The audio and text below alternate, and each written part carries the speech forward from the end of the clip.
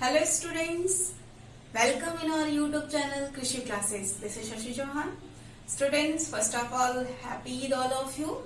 Students, हम लोग अपनी क्लासेस स्टार्ट कर चुके हैं एज यूजुअल और हमारे क्लासेस में कुछ टॉपिक कवर हो चुके हैं. कहाँ से? लिविंग वर्ड से. ओके, लिविंग वर्ड्स में हमने क्या क्या देखा है? हमने लाइफ देखी है, लाइफ कैसे प्रोसीड्स होती ये देखा. उसके बाद हमने ये देखा कि कोई ऑर्गेनिज्म अगर लिविंग है तो किस बेसिस पे लिविंग है, किस पॉइंट ऑफ व्यू पे लिविंग है. तो हमने कुछ टर्म्स देखे थे as like metabolism, reproduction, respiration. ये सारी टॉपिक्स जो हमने कवर कर चुके हैं, कर लिया है. आज हमने क्या देखना है कि ये ऑर्गेनिज्म डेवलप कर गए, रिप्रोड्यूस हो गए, यूकैरियोट आ गए, तो इनमें ऐसा क्या परिवर्तन हुआ, क्या डाइवर्जन हुआ कि ये लिविंग जो है एक जियांट डायनासोर्स या फिर ह्यूमन बीइंग या फिर प्लांट में कन्वर्ट हुए. सो इसी के पॉइंट ऑफ व्यू को नजर रखते हुए हम आज ये टॉपिक स्टार्ट करेंगे. क्या? Diversity in living word. Okay students, आज हम देखेंगे कि क्या डाइवर्जन हुआ लिविंग वर्ड में जिसकी वजह से इनमें वेरिफिकेशन हुआ. कैसे इतने जियांट यूनिवर्स में छोटे बड़े ऑर्गेनिज्म को क्लासिफाई किया गया, कैसे इनका आइडेंटिफिकेशन किया गया, कैसे हम ये जान पाए कि कोई एल्गी है, कोई प्रोटिस्टा है, कोई मोनेरा है. इन सब को हम वन बाय वन देखेंगे. तो फर्स्ट ऑफ ऑल डाइवर्सिटी क्या है? एज यूजुअल डाइवर्सिटी का मतलब होता है वेरिएशन इन ऑर्गेनिज्म या वेरिएशन. ऑर्गेनिज्म तो हमने ऑर्गेनिज्म के पॉइंट ऑफ व्यू से बोल दिया. हम अगर सिर्फ डाइवर्सिटी वर्ड्स को बोले तो डाइवर्सिटी का मतलब होता है डाइवर्जन, वेरिएशन. ओके, क्या ये वेरिएशन हुए लिविंग वर्ड में जिसकी वजह से इतनी कैटेगरीज क्रिएट हुए. सो हम वन बाय वन देखेंगे अपनी एनसीईआरटी को कवर करते हुए. स्टूडेंट देखिए, हमने क्या देखा कि यहाँ पे पहला पॉइंट हमने लिखा कि there are million of living organism such as plant, animal, bacteria and slime mould. क्या कह रहा है कि जब हमारा यूनिवर्स बना, ओके, यूनिवर्स पे स्पेशली जहाँ पे लाइफ एग्जिस्ट है, इट्स मीन्स हमारी अर्थ, तब अर्थ पे जब ऑर्गेनिज्म का डेवलपमेंट हुआ तो एक साथ बहुत सारे ऑर्गेनिज्म क्रिएट हुए.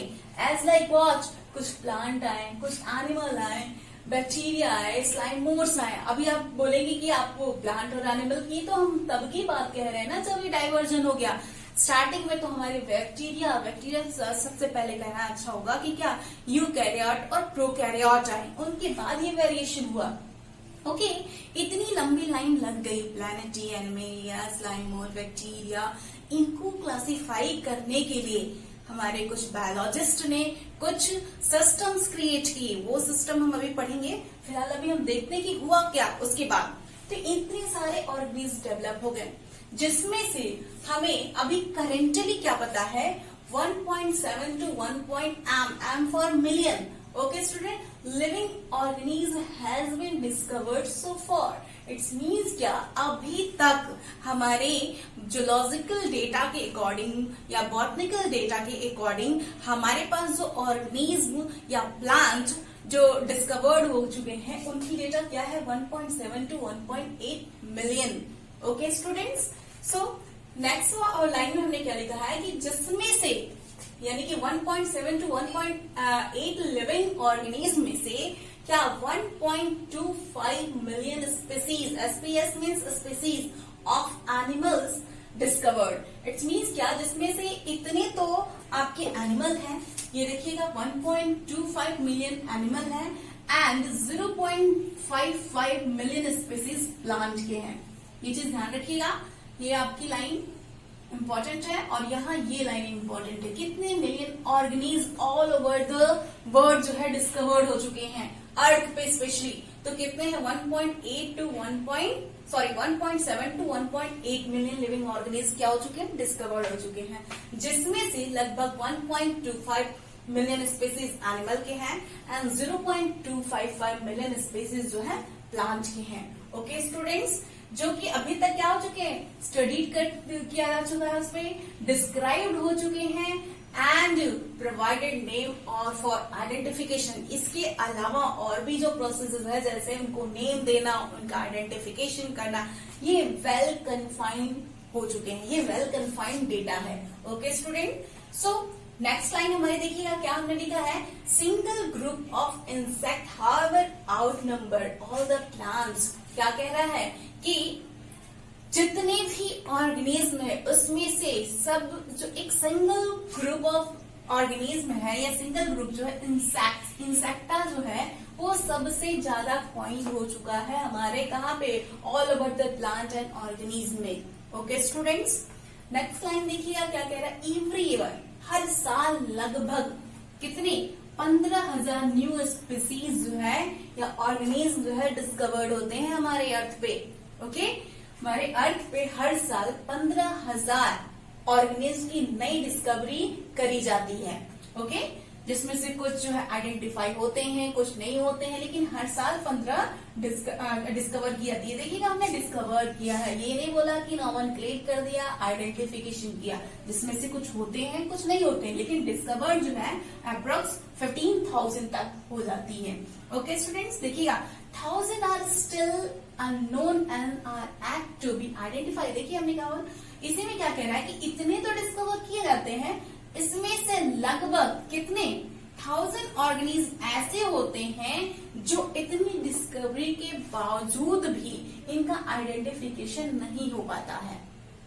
ओके स्टूडेंट्स, क्योंकि इनके कैरेक्टर, बिहेवियर कुछ ऐसे होते हैं जिनको कैरेक्टराइज करना या जानना काफी डिफिकल्ट हो सकता है।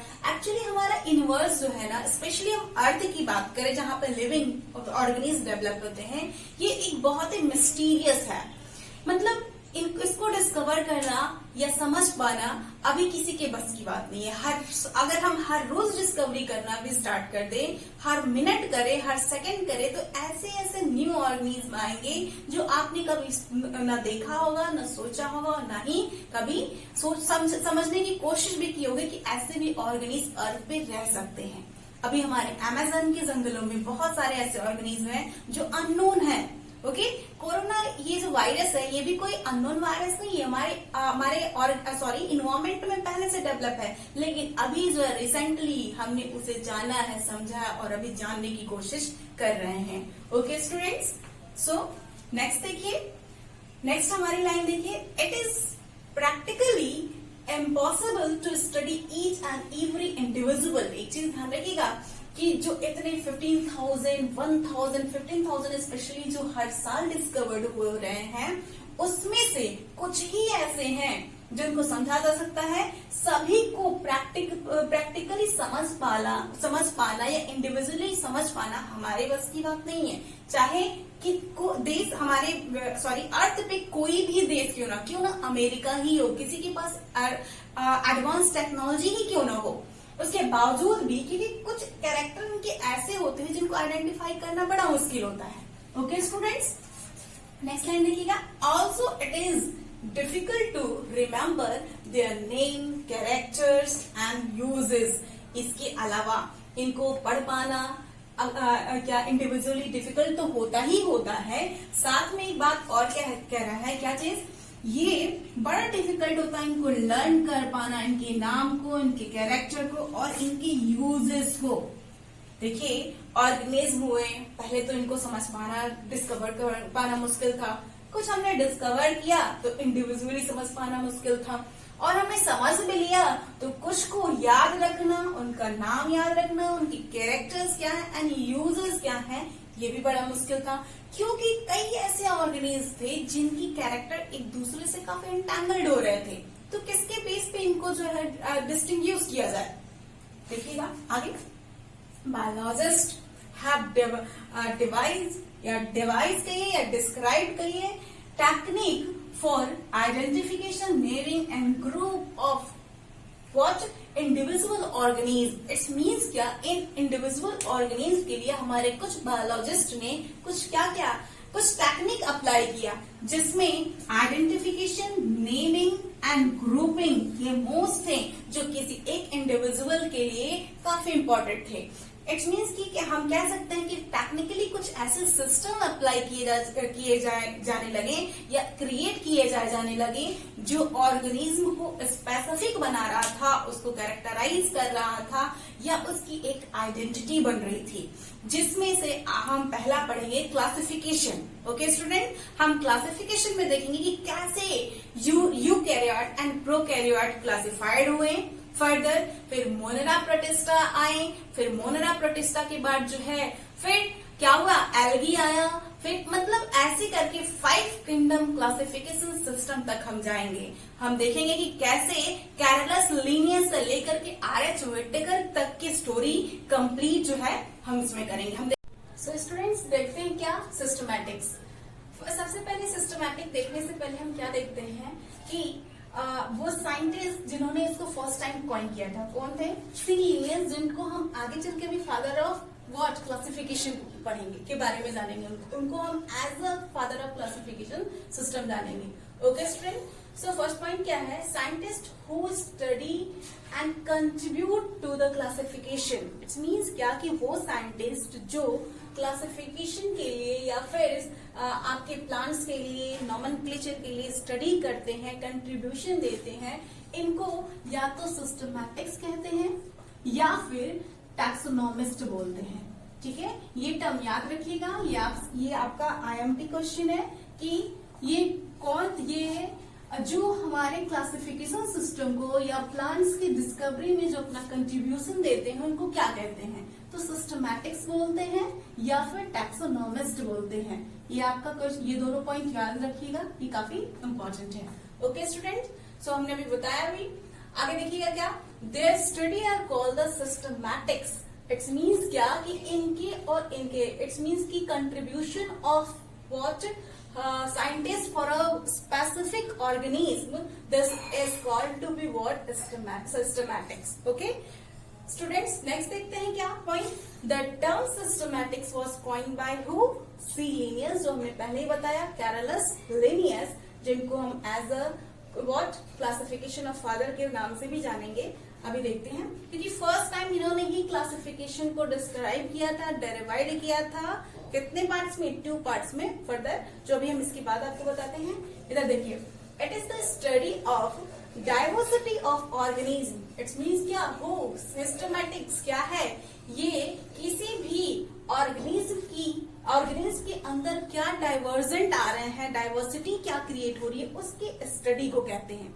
Okay, and all their comparatively and evolutionary relationship. इसके अलावा सिर्फ यही नहीं कि इनमें डाइवर्सिटी क्या हो रही है, इसके अलावा हमें ये चीज भी देखना है कि उनकी कंपैरेटिवली इवोल्यूशन के साथ क्या कंपैरेटिवली रिलेशनशिप है, इसके बारे में भी हम स्टडी करते हैं। ओके स्टूडेंट्स, अभी देखिएगा किसकी कुछ पॉइंट्स हैं जिनके बेस पर इनका कंपैरेटिवली स्टडी की जाती है। First anatomy. इट्स मींस क्या कि कोई ऑर्गेनिज्म है कि है तो उनको कैरेक्टराइज करने के लिए, डिफरेंशिएट करने के लिए या आइडेंटिफाई करने के लिए सबसे पहले हम एनाटॉमी देखते हैं।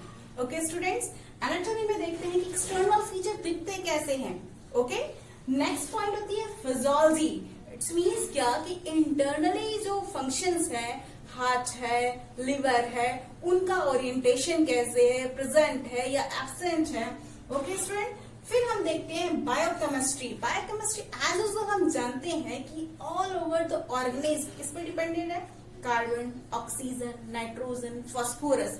ये ऐसे एलिमेंट है, ये ऐसे इवोल्यूशनरी एलिमेंट है जो पूरे ऑर्गेनिज्म को कन्फाइन करते हैं। ओके, तो हम इसके भी बेस पर कन्फाइन करते हैं कि कोई ऑर्गेनिज्म की क्लासिफिकेशन क्या हो सकती है। पॉइंट क्या था, क्या, carbon, oxygen, nitrogen and phosphorus.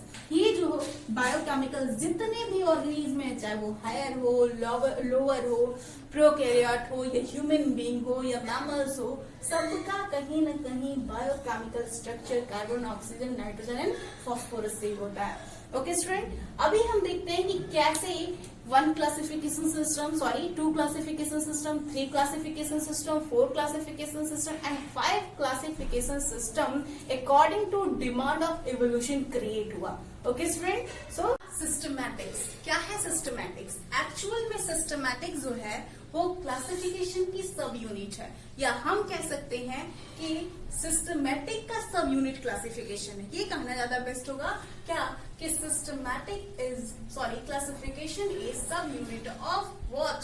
Systematics. इसका मतलब ये हुआ कि क्लासिफिकेशन में क्या होता है, ऑर्गेनिज्म को क्लासिफाइड करते हैं कि कैसे वो ग्रुपिंग किया, कैसे ऑर्गेनाइज्ड हुआ, कैसे डेवलप हुआ, कैसे वेरिएट हुआ। और सिस्टमैटिक में क्या कहते हैं, इसको एक ऑर्डर में रख देते हैं। ओके स्टूडेंट्स, सो यहीं पे हमने एक 2 लाइन में कवर किया है क्या कि actually system classification as a sub topic of systematic that deal with the ordering of organism. हमने बताया ना कि अभी कि सिस्टमैटिक एक्चुअल में क्लासिफिकेशन की सब यूनिट है, ठीक है, जो कि किसी ऑर्गेनिज्म के को ऑर्डरिंग में या ग्रुपिंग करती है, किसी ऑर्गेनिज्म को ऑर्डराइज या ग्रुपराइज करता है। ओके, और इसी ऑर्डरिंग या ग्रुपिंग को हम बोलते हैं टैक्सोनॉमी। ओके स्टूडेंट, और जो कि क्या होता है, जो डील करता है प्रिंसिपल ऑफ क्लासिफिकेशन। क्लासिफिकेशन की क्या क्या प्रिंसिपल है, उसके सिद्धांत क्या है, किसके बेस पर इनको कैटेगराइज करते हैं। ओके स्टूडेंट, चलो देखिए यहाँ पे नेक्स्ट पॉइंट, क्लासिफिकेशन का मतलब क्या होता है, ordering in grouping of organism या ordering of group into organism. Okay, मतलब किसी ऑर्गेनिज्म का कैसे ग्रुपिंग क्रिएट करते हैं। ओके स्टूडेंट्स, सो हम देखते हैं एग्जाम्पल के थ्रू। जैसे हमने देखा कि फॉर किंगडम, सबसे पहले हम देखेंगे कि कोई भी ऑर्गेनिज्म है उसकी किंगडम क्या है, मीन्स प्लैनेटरी है या एनिमेलिया है। ओके स्टूडेंट, फिर हम देखते हैं फाइलम, उसका फाइलम क्या है। ओके, फिर फाइलम के बाद हम देखते हैं क्लास, किस क्लास से बिलोंग करता है, ऑर्डर क्या है उसका, फैमिली क्या है, एंड जीनस क्या है इसका, और फिर लास्ट में स्पीसीज क्या है। ओके, जैसे आपका बॉटनिकल नेम हम देख ले किसका, Mangifera indica, it's means mango का, तो हम क्या देखेंगे, मैंजीफेरा इसकी जीनस है और इंडिका जो है इसकी स्पीसीज हो जाएगी। सो इस तरीके से इस सिस्टम का इस्तेमाल करते हुए इसका क्लासिफिकेशन हम किसी भी ऑर्गेनिज्म को क्लासिफाइड करते हैं। ओके स्टूडेंट्स, फिर हमने नेक्स्ट पॉइंट देखिए क्या लिखा है कि principle and process of biological classification is called taxonomy, जो कि हमने यहाँ पे बताया है कि किसी भी ऑर्गेनिज्म के बायोलॉजिकल क्लासिफिकेशन को हम टैक्सोनॉमी बोलते हैं। ओके, जिसको A.P. डे कैंडल ने 1813 में दिया था। ये चीज याद रखिएगा, ये इम्पोर्टेंट है। एक्चुअल में ये लाइन भी इम्पोर्टेंट है और ये लाइन भी काफी इम्पोर्टेंट है।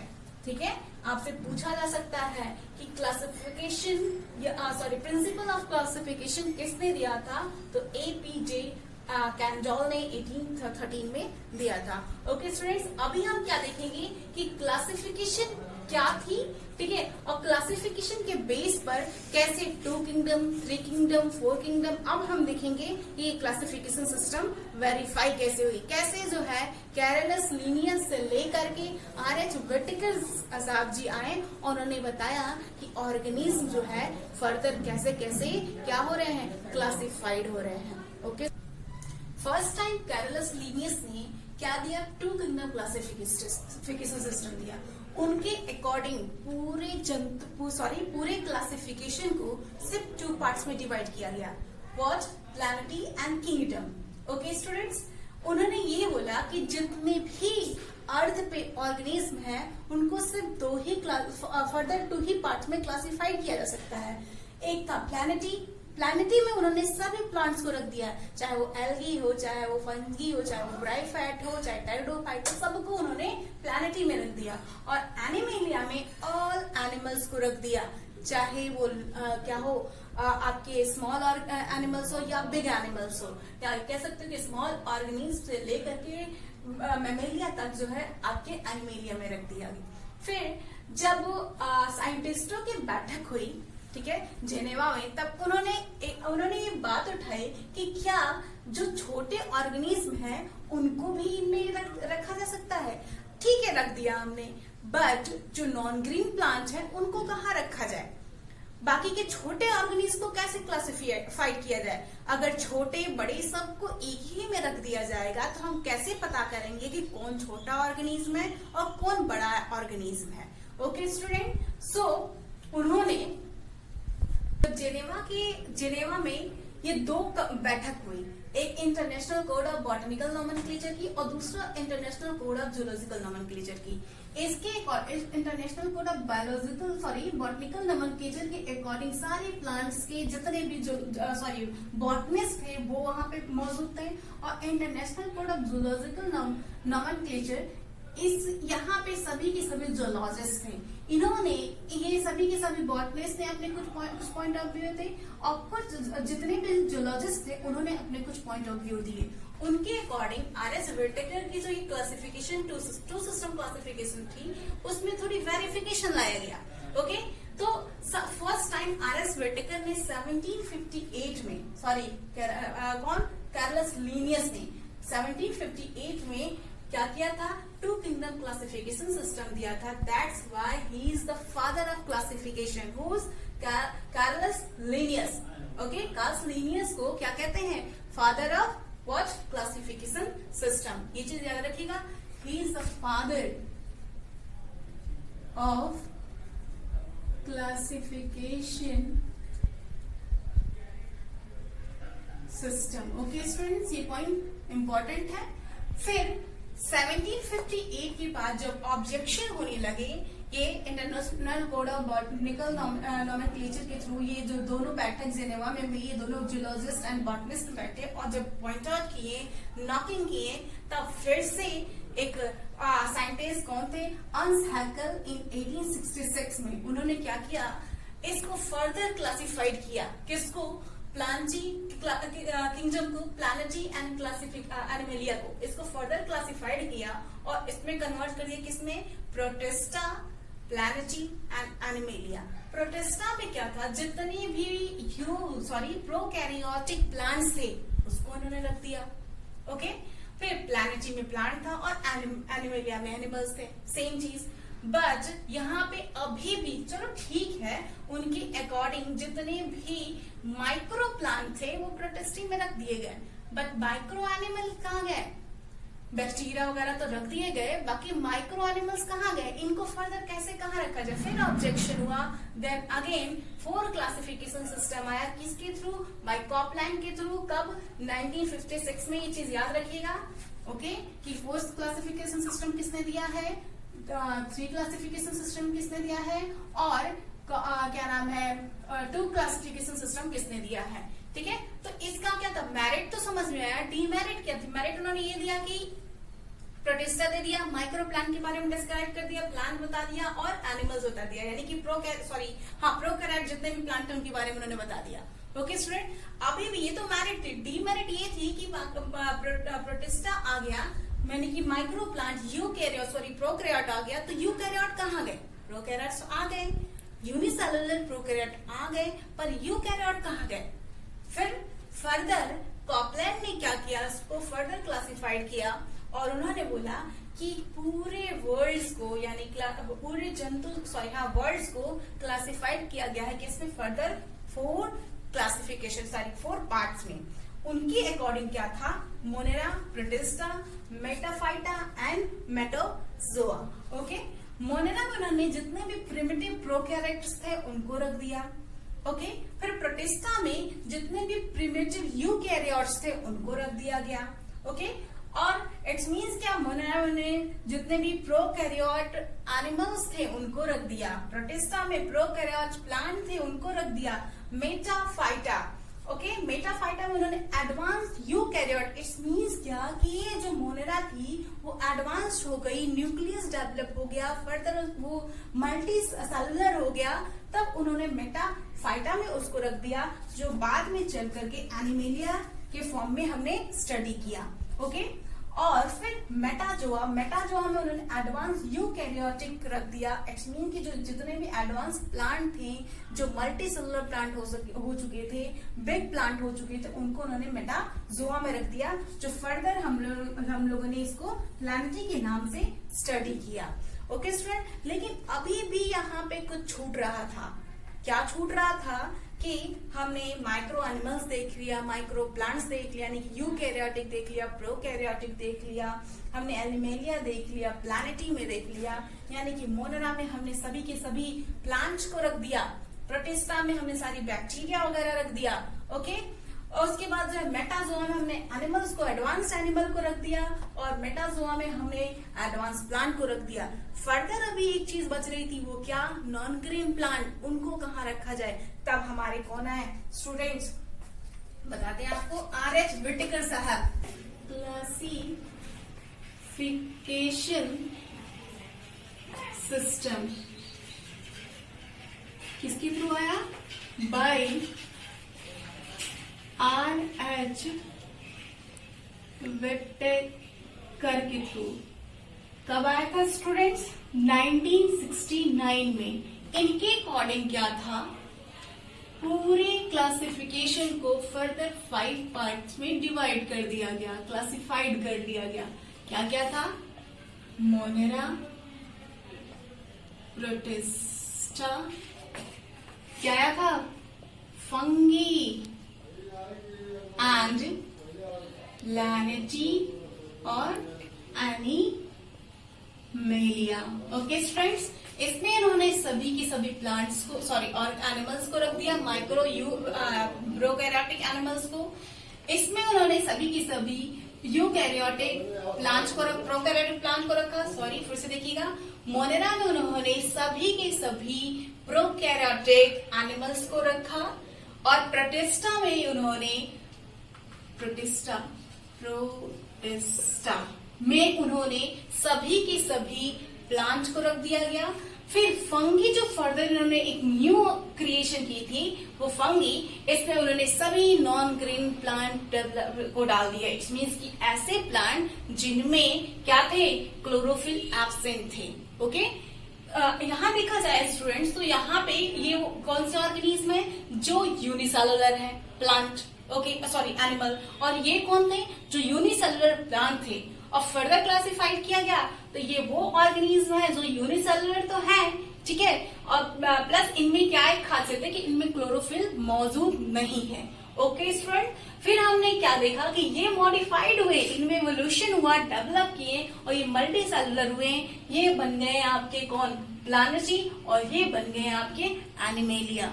ओके स्टूडेंट, इस तरीके से हमारे 5 kingdom classification system R H. Whittaker के द्वारा स्टैब्लिश किया गया। ओके स्टूडेंट, नेक्स्ट कल की क्लास में हम क्या देखेंगे कि क्लासिफिकेशन हो गया, अब इसको फर्दर स्पीसीज, इन सबको कैसे क्रिएट किया जा रहा है, इसको हम पढ़ेंगे। न्यू नेम कैसे दिया गया, इसके सब नेम कैसे दिए गए, ये सारी चीजें हम कल की क्लास में पढ़ेंगे।